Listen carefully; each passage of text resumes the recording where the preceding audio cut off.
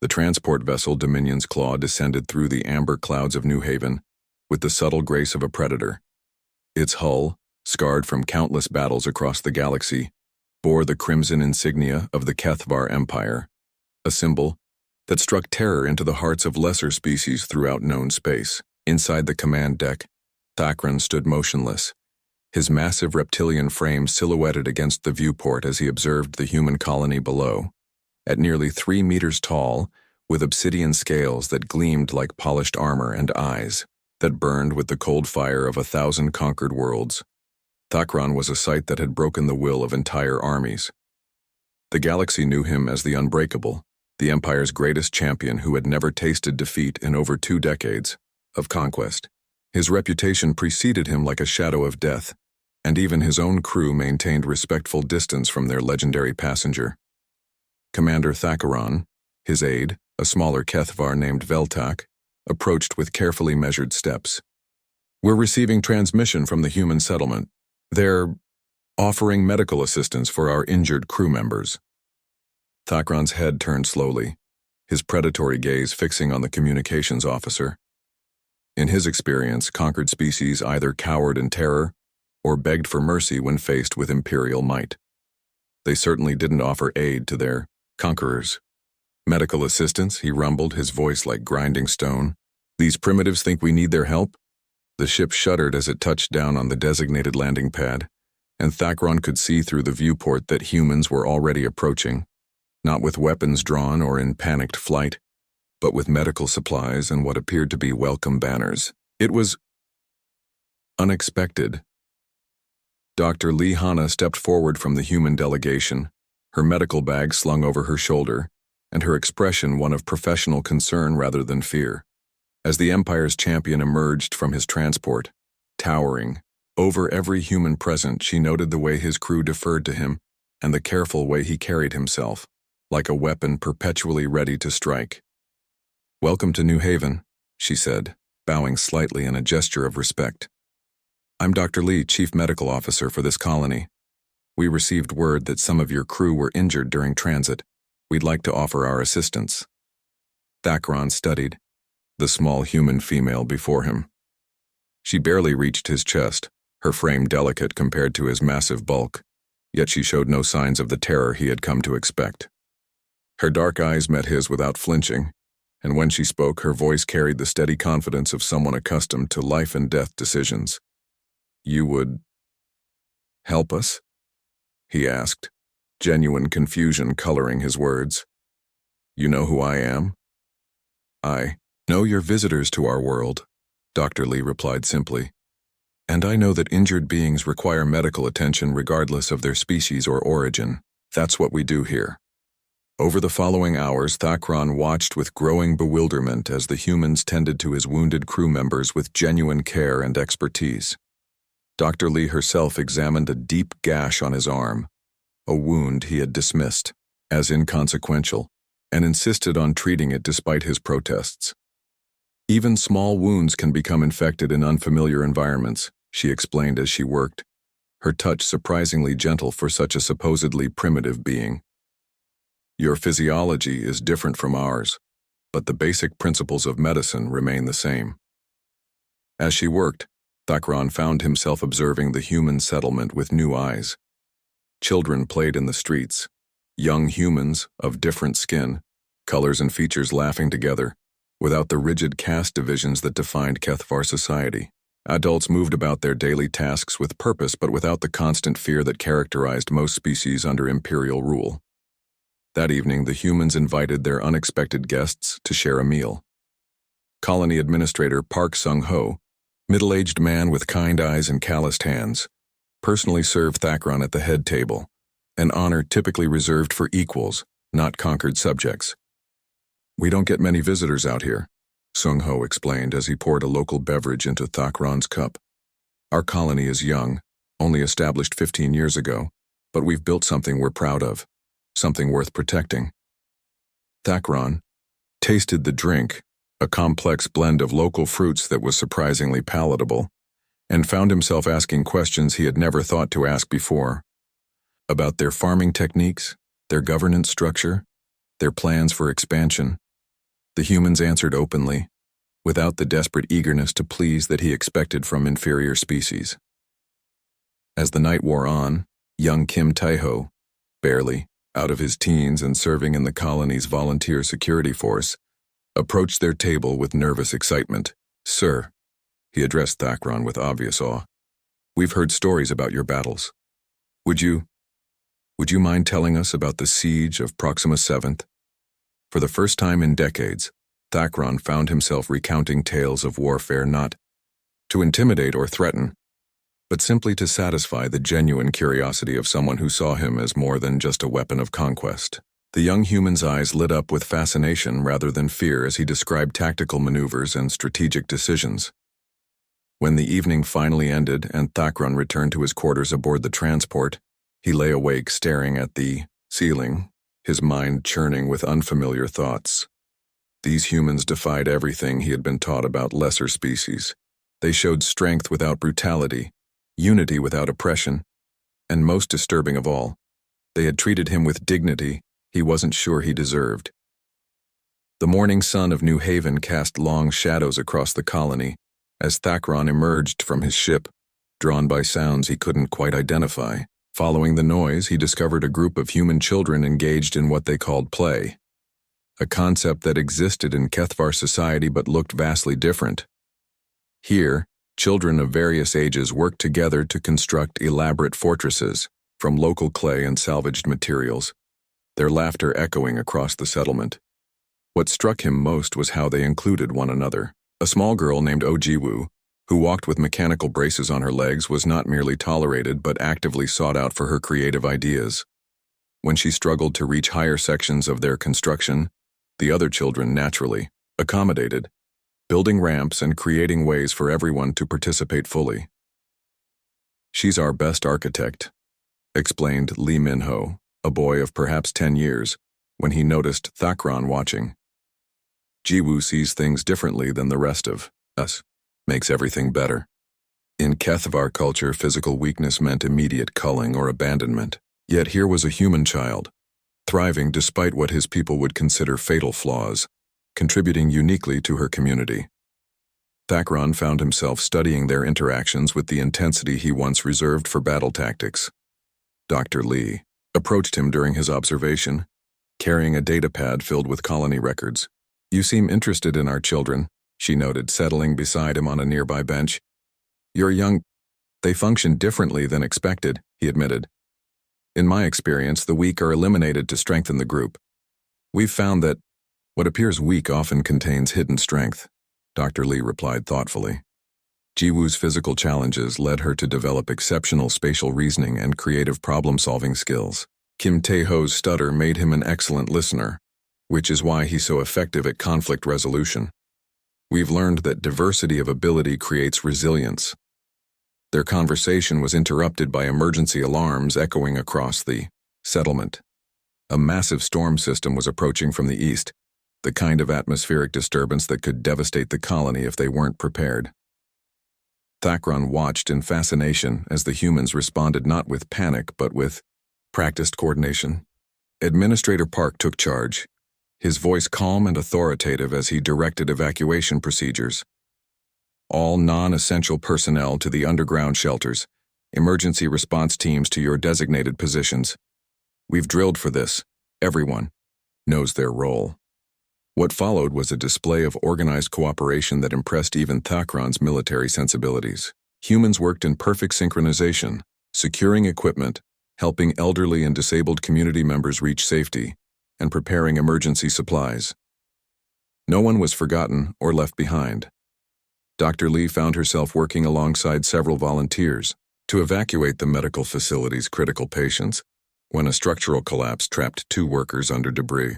Without hesitation, several humans, including young Kim Tae-ho, began digging through the rubble with their bare hands, risking their own safety for strangers.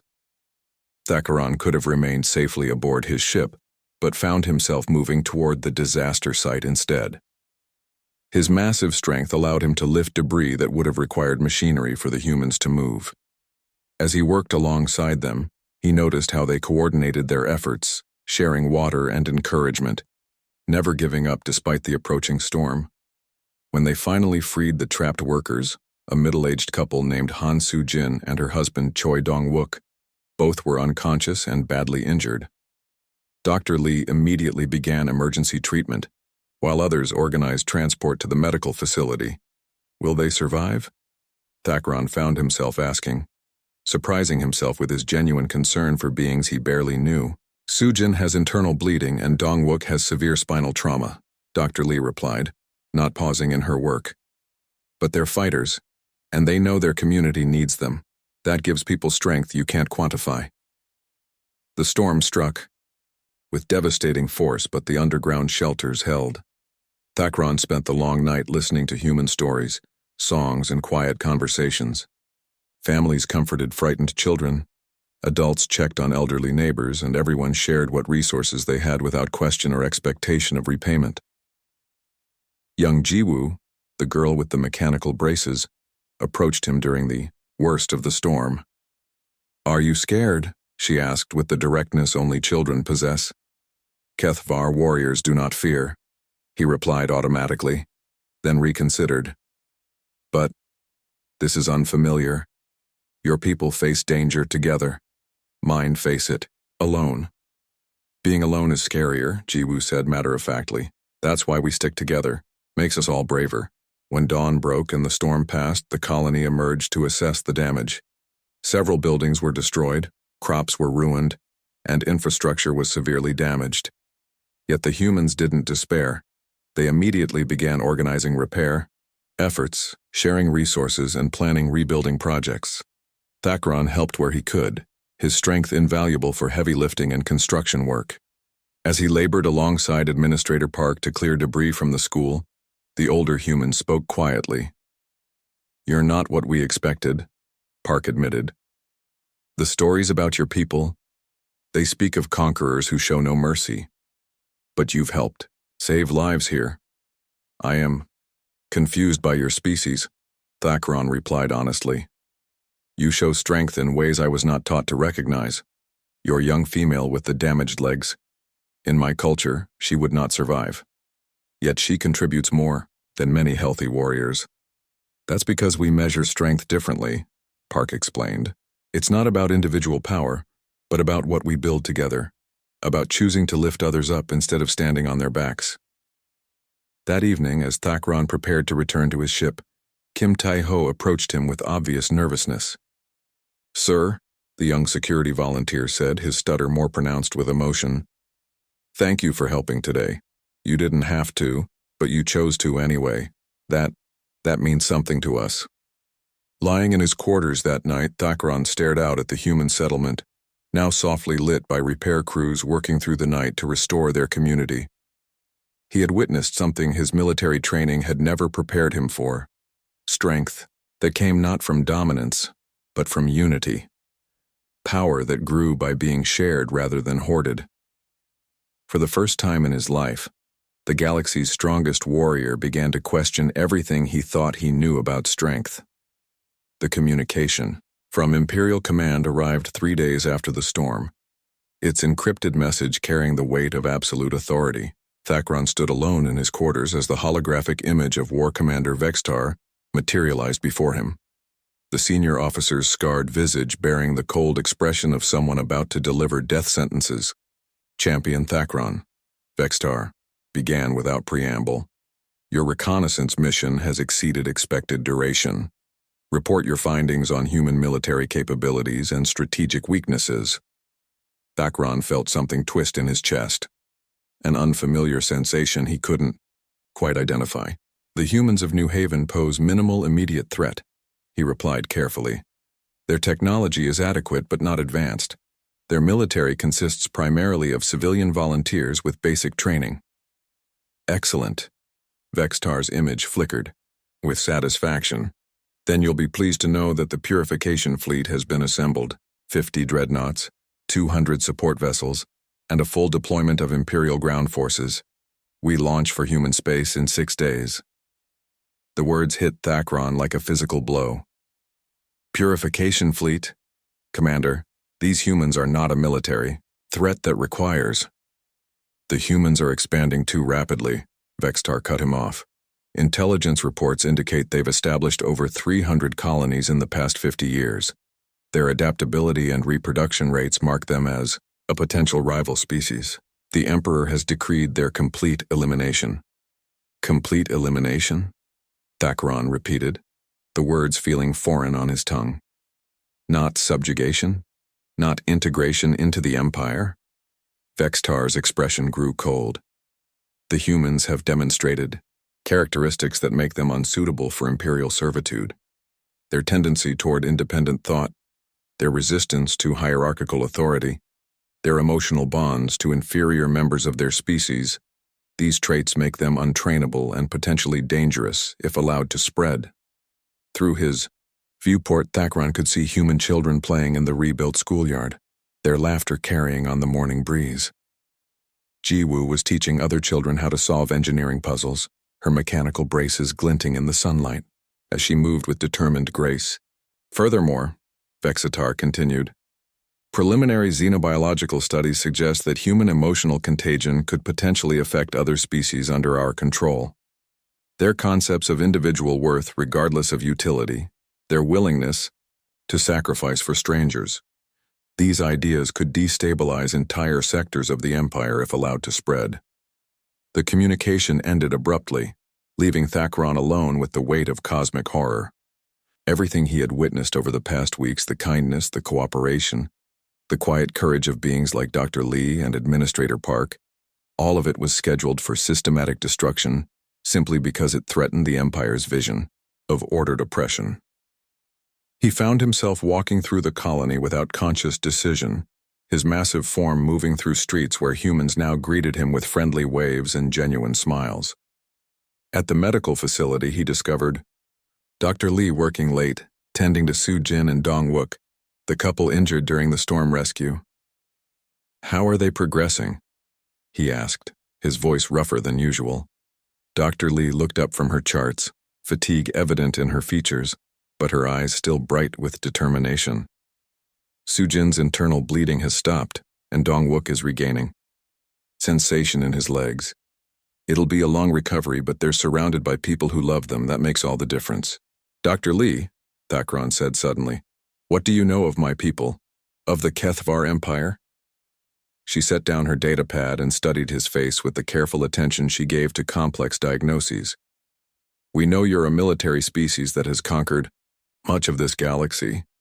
We know you're technologically advanced and that other species fear you, but honestly, before you arrived, we knew very little about you as individuals. And now I see that you're capable of choice, she replied thoughtfully. You could have remained aboard your ship during the storm, but you chose to help. You could have treated us as conquered subjects, but you've chosen to interact with us as equals. That tells me that your species, like ours, contains the capacity for growth and change. Thakron felt that twisting sensation in his chest intensify. Dr. Lee, what if I told you that my people view yours as a threat, that they believe human ideas about cooperation and individual worth could undermine their social order? She considered this carefully. I'd say that's probably true. Our way of life does threaten systems built on oppression and hierarchy. But I'd also say that means our way of life is worth defending. That evening, Thakron found himself in the colony's small community center, where Administrator Park was hosting what humans called a town meeting. The entire adult population seemed to be present, discussing plans for expanded agricultural production and new construction projects.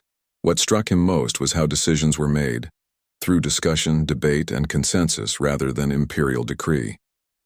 Young Kim Tae-ho stood to address the group, his stutter almost completely controlled as he spoke about security preparations. We've been lucky so far, he said, but we're isolated out here. If hostile forces ever target our colony, we need to be ready to defend not just our buildings, but our way of life. What would you consider worth dying for? Thakron found himself asking the question emerging before he could stop it. The room fell silent as every human face turned toward him.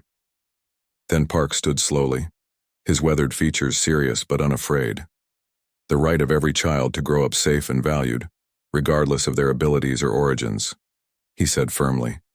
the right of every adult to contribute to their community and be heard, the right to help strangers without expecting reward, and to be helped in return when we need it, the right to choose cooperation over conquest.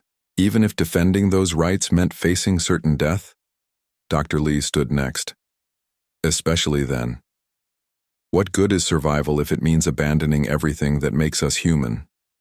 One by one, other colonists rose, teachers and farmers, engineers and artists, young parents and elderly grandparents. None of them were warriors in the traditional sense, yet all of them possessed something Thakron was beginning to recognize as a different kind of strength entirely. As the meeting concluded and humans began filing out, chatting quietly among themselves about ordinary concerns like crop rotation and school curricula, Thakron realized he was looking at a doomed species. In 6 days, the purification fleet would arrive to begin the systematic extermination of every human in the galaxy. And for the first time in his life, the Empire's greatest champion found himself wondering if he was on the wrong side. The purification fleet emerged from hyperspace like a plague of metallic locusts, their dark hulls blotting out stars as they formed attack formations above New Haven. Thakron stood on the observation deck of the lead dreadnought Eternal Dominance, watching the human colony grow larger in the viewport as 50 Imperial warships descended toward the planet's surface. Beside him, War Commander Kexvor, his own clutch brother and commander of the Purification Fleet, studied tactical displays with cold satisfaction. Preliminary scans confirm minimal defensive capabilities, Kexvor reported. A few energy shields, some basic weapons emplacements, and approximately 4,000 human civilians. This should be concluded within the hour. Through the transparasteel, Thakron could see the colony scrambling to organize defensive positions. Tiny figures moved with desperate purpose between buildings, establishing barricades and evacuation routes. He recognized Administrator Park coordinating civilian withdrawals, Dr. Lee helping load injured colonists onto transports, and young Kim Taeho directing security forces to defensive positions with steady determination, despite being hopelessly outgunned. "Brother," Kexvor said, his voice carrying the formal tone reserved for imperial ceremonies. "As the Empire's champion, you will have the honor of executing the colony's leadership. The humans must understand the futility of resistance before the purification begins." The transport bay doors opened with a mechanical groan, and Thakron found himself marching with a full company of Imperial guards toward the human settlement. The colonists had gathered in the central square, their faces showing fear but also something else, a quiet dignity that he had learned to recognize during his weeks among them. Dr. Lee stepped forward from the group of assembled humans, her medical bag still slung over her shoulder as if she intended to continue helping others even in these final moments. Administrator Park stood beside her, his weathered hand resting on the shoulder of young Jiwoo, whose mechanical braces gleamed in the harsh light of the Imperial landing crafts. "We know why you're here," Park said, his voice carrying clearly across the square. "We won't resist if you guarantee safe passage for our children." Kexvor laughed, the sound like breaking glass. "Humans, your entire species has been marked for purification. There are no survivors, no safe passage, no mercy. You exist only to serve as an example to other species who might question Imperial authority." The crowd of humans shifted but held their ground. Parents pulled children closer. Elderly colonists straightened their shoulders, and even the youngest adults maintained their positions despite facing certain death. It was a display of courage that struck Thakron like a physical blow. "Champion, Thakron," Kexvor commanded, extending a plasma weapon toward his brother. "Execute the female doctor. Let the humans witness the price of defying the Empire." Thakron accepted the weapon, its familiar weight solid in his massive hands. He had performed this ritual hundreds of times across dozens of worlds, the execution of local leaders serving to break the will of conquered populations. It was efficient, necessary, and entirely within his duties as Imperial champion. He raised the weapon, its targeting system automatically locking onto Dr. Lee's vital organs. She met his gaze without flinching, her dark eyes showing neither anger nor pleading, only a quiet acceptance that somehow made this moment infinitely harder than any battle he had ever fought. "Do you have any final words?" he asked, though such courtesy was not typically extended to condemned beings. "Only that knowing you has given me hope," Dr. Lee replied softly. "You've seen what we could build together, different species choosing cooperation over conquest. That idea won't die with us." Behind her, Kim Tae-ho stepped forward, despite his stutter becoming more pronounced under stress. "Sir," he addressed Thakron directly, "whatever happens here, you showed us that change is possible. That means everything." The weapon trembled in Thakron's hands as memories flooded through his mind. Jiwoo teaching other children to see problems from new angles. Dr. Lee treating his wounds with gentle competence. Park serving him dinner as an honored guest. The storm refugees sharing their meager supplies without question. Humans dying to save strangers, building ramps for disabled children, choosing unity over division at every opportunity. "Execute the prisoner champion," Kexvor ordered, his voice sharp with impatience. Thakron slowly turned, the plasma weapon rotating until it pointed not at Dr. Lee, but at his own brother. The Imperial Guards took a step back in shock, their conditioning never having prepared them for this possibility. "No," Thakron said, his voice carrying clearly across the square. "I will not be the Empire's weapon any longer." The blast caught Kexvor in the chest, the war commander's expression shifting from confusion to betrayal to nothingness in the space of a heartbeat. As his brother's body crumpled to the ground, Thakron roared a battle cry that shook windows throughout the colony. "Defenders of New Haven!" he bellowed, his voice carrying the authority of decades of military command. "Imperial ground forces will establish firing positions along the eastern ridge within minutes. Anti-aircraft emplacements must target the troop transports before they can deploy heavy weapons. The shield generators are your priority. Without them, orbital bombardment will level the colony in minutes."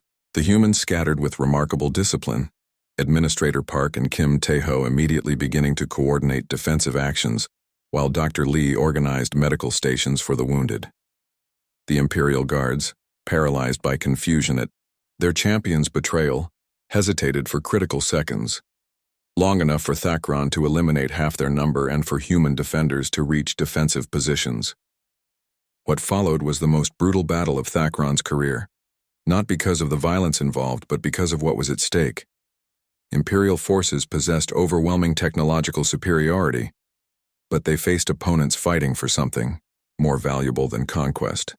They fought for the right to exist as they chose to exist. Kim Tae-ho led a desperate assault on Imperial artillery positions, his stutter completely gone as he barked tactical commands with unexpected competence.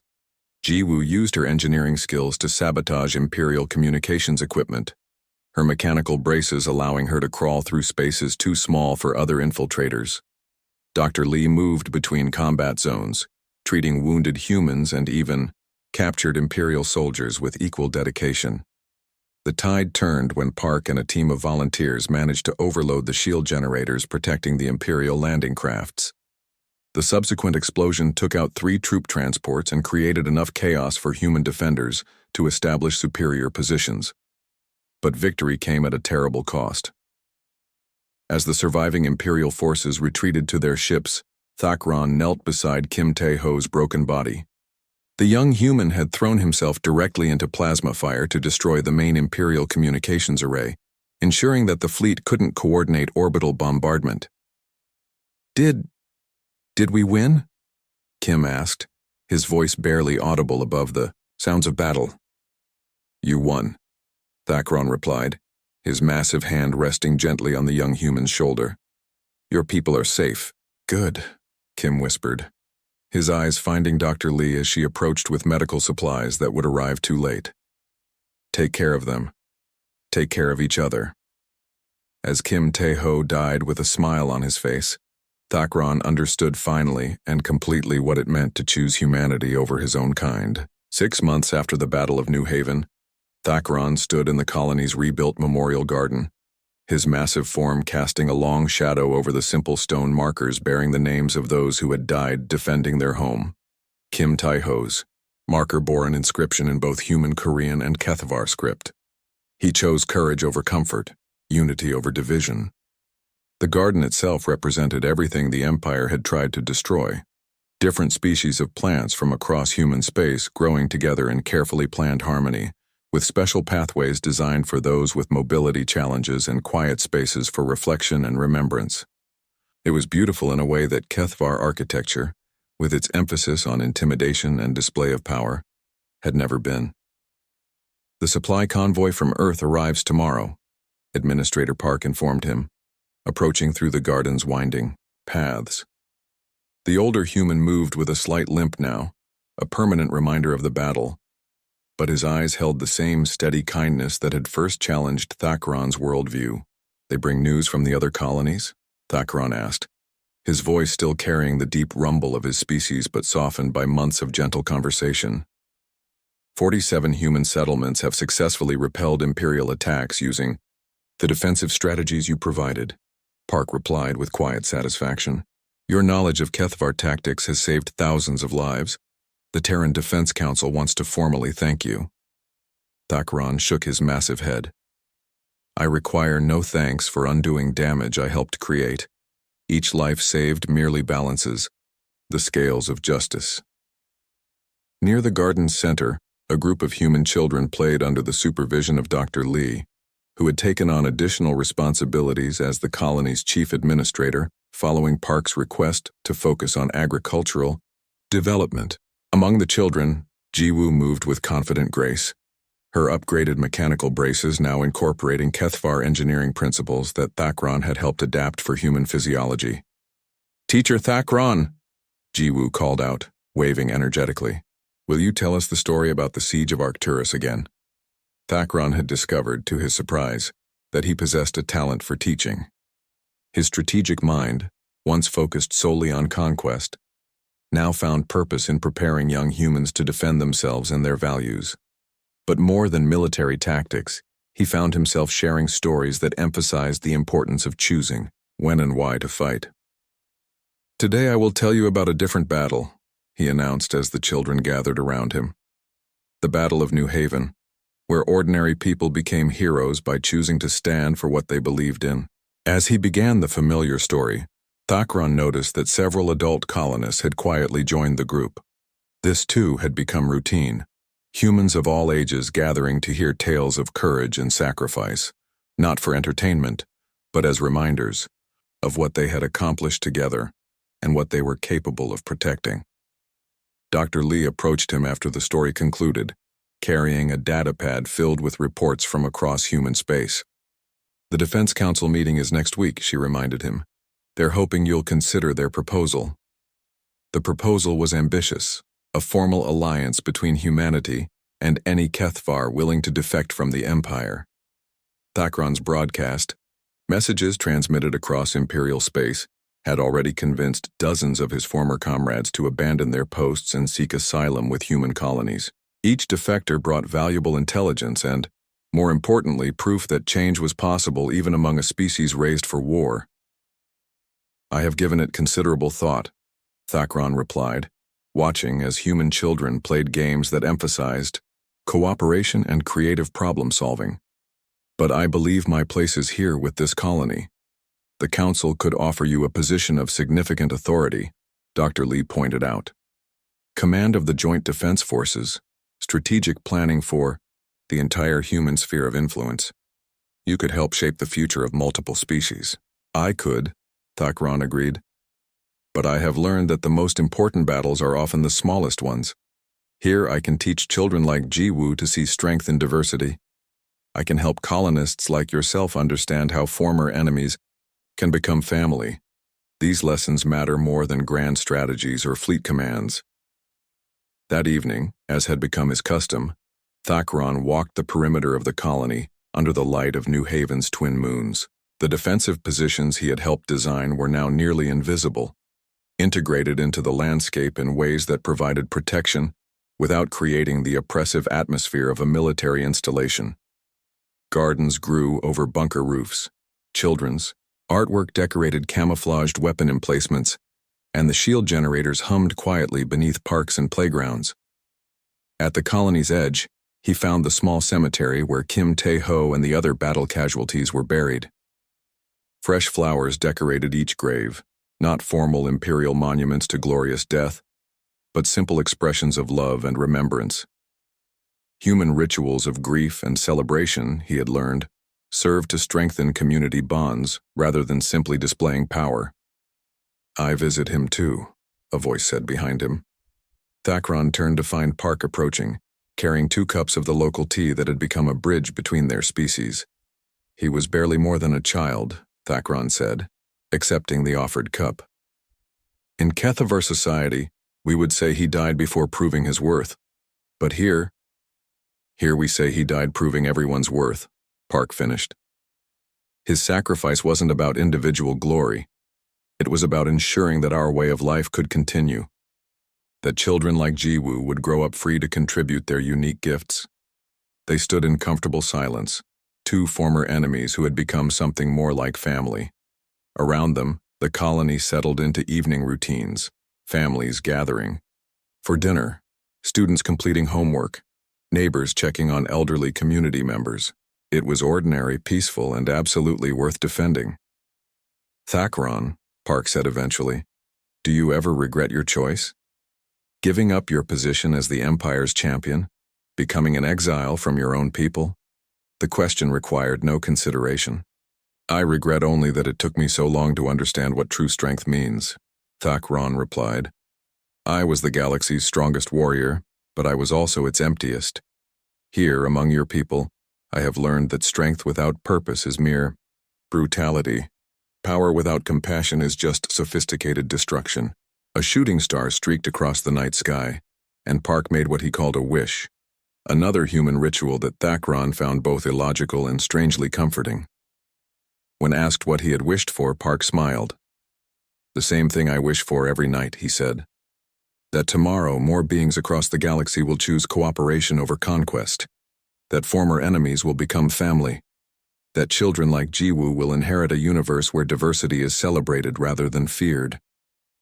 Looking up at the stars, many of which now harbored human colonies successfully defending themselves with strategies he had provided, Thakron found himself making the same wish. The Empire's strongest warrior had discovered that the greatest victory was not conquering others, but choosing to lift them up instead. In the distance, Jiwoo's laughter echoed across the colony as she showed other children how to solve engineering puzzles using principles that combined human creativity with Kethavar precision. It was the sound of a future worth fighting for, not with weapons of war, but with the quiet courage of daily choice.